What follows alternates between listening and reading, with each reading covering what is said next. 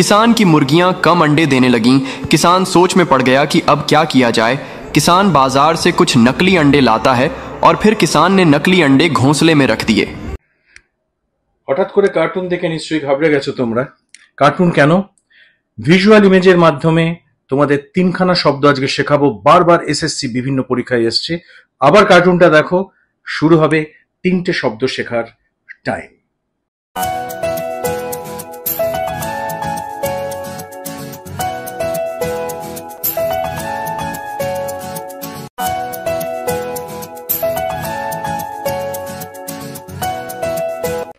Animated ভিডিওর ওপরে যদি তোমরা লেখাগুলো ফলো করো, হিন্দি ট্রান্সলেশন দেওয়া আছে, সেখানে ফার্স্ট শব্দ যেটা শেখার সেটা হচ্ছে ডুইন্ডেল।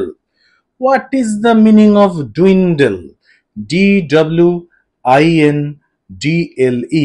দিস ইজ আ ভার্ব, একটা ক্রিয়া, একটা ভার্ব। ডুইন্ডেল মানে বাংলায় কমে আসা। দেখো মুরগিগুলো ডিম পাড়ছে, ডিমের পরিমাণ কমছে, তো কমে আসা হচ্ছে ডুইন্ডল। যখনই এরপরে ডুইন্ডল কথাটা সামনে আসবে, এই ছবিটা যেন তোমাদের মাথায় আসে যে মুরগি ডিম পাড়া কমিয়ে দিয়েছিল বলে কৃষকের সমস্যা তৈরি হয়েছিল। এই জন্যই এই অ্যানিমেটেড ভিডিওটা আমি আপলোড করেছি তোমাদের জন্য। তো ডুইন্ডেলের সিনোনিম কি হতে পারে? কমে যাওয়া, পরিমাণ কমে যাওয়া, কোনো ম্যাগনিচিউড, কোনো একটা মারাত্মক রকমের বৃষ্টি পড়ছে সেটা কমে আসলো, ঠিক আছে, রেপুটেশন কমে গেল, কমে যাওয়াকে বলা হয় ডুইন্ডেল। যেমন ধরো ডিমিনিশ, এর সিনোনিম হচ্ছে ডিমিনিশ, কমে আসা। ডিক্রিজ, সবাই জানে ডিক্রিজ মানে কমে আসা। Lessen, LESSEN, verb, okay, lessen, কমে যাওয়া। Wane, WANE, another synonym of dwindle, কমে আসা, ওকে। তো শ্রিঙ্ক, ছোট হয়ে আসা, সেটাকেও বলে আমরা ছোট হয়ে আসাকেও বলতে পারি কমে আসা। সো ফার্স্ট ওয়ার্ড যেটা আমরা শিখলাম সেটা হচ্ছে ডুইন্ডেল। ING যোগ করে আমরা ব্যবহার করতে পারি পার্টিসিপল হিসাবে, present participle. Dwindling reputation, dwindling magnitude of storm, ওকে।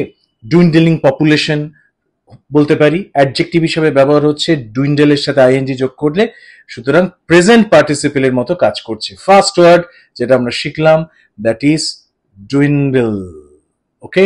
টুকে নাও, আবার দেখো ভিডিওটা, দেখো কোন জায়গাটা ব্যবহার হচ্ছে, ছবিটা মনে রাখার চেষ্টা করো এবং মাথার মধ্যে যে কটা সিনোনিম স্ক্রিনের মধ্যে দেখতে পেলে সব কটা টুকে রাখো, because each and every word is important for your exam.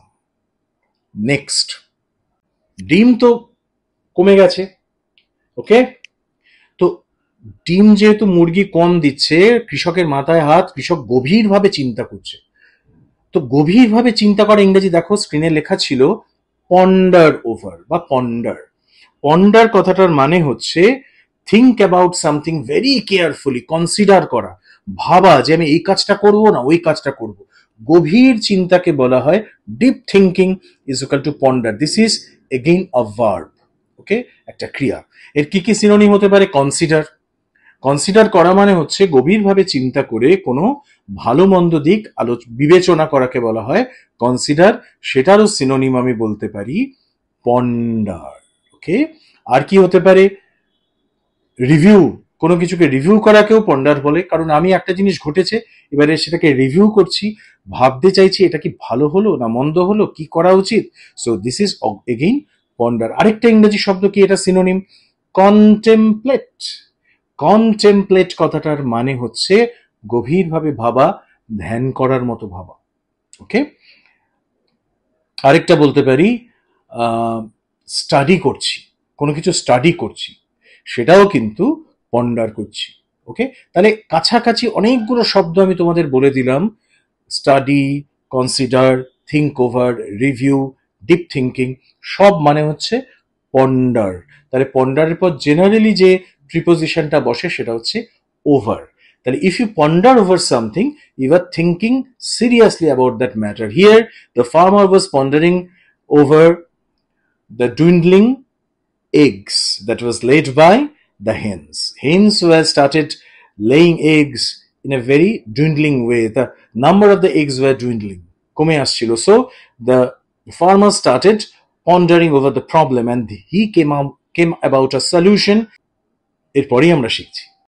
তো যদি তুমি কার্টুনটা মন দিয়ে দেখো, ছোট্টটা আরেকবার যদি দেখো ফিরে এসে, দেখবে যে সে একটা তরকিব করলো, একটা ভাবলো, চিন্তা করলো, after pondering over the situation he came with an idea of counterfeit egg. ভাই কাউন্টারফেইট মানে কি? COUNTERFEIT। কাউন্টারফেইট কথাটা মনে হচ্ছে নকল, নকল, imitation. This is adjective. Okay, this is an adjective. এর সিনোনিম হচ্ছে ফেক, FAKE, ফেক মানেও নকল। ওকে, ইমিটেশন হতে পারে, ইমিটেশন, ইমিটেশন মানেও নকল। কপিড, কপি করা। ফর্জড, সেটাও নকল। ওকে, আরো ইংরেজি আছে, যেমন ধরো স্পুরিয়াস, নকল। ঠিক আছে, this are the most common words of নকল। তো আমরা যে ওয়ার্ডটা আজকে শিখলাম কাউন্টারফেইট, খুব ব্যবহার বেশি হয় এই শব্দটার। কাউন্টারফেইট নোটস, কাউন্টারফেইট কয়েন, কাউন্টারফেইট নোট, অর্থাৎ নকল টাকা, জাল টাকা বলতে আমরা কাউন্টারফেইট কথাটা ব্যবহার করি। কাউন্টারফেইট মানে হচ্ছে নকল, যার সিনোনিম গুলো আমি স্ক্রিনে লিখে দিয়েছি, তোমরা টুকে নাও, ব্যবহার করো বারবার এই শব্দগুলো। SSC, রেল, তোমার ব্যাংক, মিসেলেনিয়াস, ক্লার্কশিপ, তোমাদের CHSL, সমস্ত পরীক্ষায় ঘুরে ফিরে শব্দগুলো আসে এবং তার সিনোনিম, তার মিনিং, তার ব্যবহার শিখে রাখা অত্যন্ত প্রয়োজনীয়। 3টে শব্দ শেখালাম ছবির মাধ্যমে। আমি আবার চেষ্টা করব তোমাদের নতুন নতুন অ্যানিমেটেড ভিডিও ছোট ছোট করে এনে সেখান থেকে ইডিয়াম এবং ভোকাবুলারি শেখানো। যদি মনে করো যে পিবি স্যারের এই ক্লাস, ছোট্ট ছোট্ট ক্লাস 7-8-10 মিনিটের ভালো লাগছে, শেয়ার করো। যারা আজকে প্রথম দেখছো আমাকে, সাবস্ক্রাইব বাটনটা চট করে টিপে দাও যাতে পরবর্তী ভিডিওটার নোটিফিকেশন পাও। দেখো, তোমাদের উপকার করবার জন্য আমার এই প্রচেষ্টা। যারা যারা এনজয় করছো তারা তো করছোই, যারা ভাবছো যে না এই ভিডিও দেখে ইংরেজি আমি শিখছি, আমার প্লে লিস্টে যাও এবং সেখান থেকে সমস্ত ভিডিওগুলো দেখো। সব থেকে ইম্পর্টেন্ট ভিডিও একটা আছে, how to remember anything and everything. কি করে আমি সবকিছু মনে রাখতে পারি, যে মনে রাখার পদ্ধতি আমি এখানে শিখিয়েছি, এটা ইউনিক। খুব কম লোক এই টেকনিকটা ব্যবহার করে এবং যারা করেছে এখনো পর্যন্ত প্রত্যেকে সাকসেস পেয়েছে। সুতরাং go to that video, go to that playlist এবং ফাইন্ড আউট দ্য ভিডিও যেখানে লেখা আছে how to remember anything and everything. Any number, যে কোনো সাল, ইতিহাসের সাল, কনস্টিটিউশনের আর্টিকেল, সব তুমি মনে রাখতে পারবে যদি তুমি আমার এই টেকনিকটা সিরিয়াসলি ফলো করো।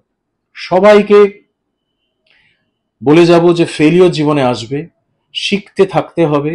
ফেলিওরকে কোপ আপ করবার জন্য মনকে শক্ত রাখতে হবে, মোটিভেটেড থাকতে হবে, টানা কাজ করে যেতে হবে এবং যতক্ষণ না তুমি তোমার লিস্টে নাম দেখবে সাকসেসফুল ক্যান্ডিডেটের, ততক্ষণ দাঁত কামড়ে লেগে থাকতে হবে। That is the only way to succeed. অন্য কোনোভাবে সাফল্যের দিকে আর এগোতে পারবে না, এমন কাটথ্রোট কম্পিটিশন চতুর্দিকে তৈরি হয়ে গেছে। Okay, thanks for today, for being with me. Next ভিডিওর জন্য ওয়েট করো, আরেকটা ইন্টারেস্টিং ভিডিও নিয়ে খুব তাড়াতাড়ি আসছি। টাটা।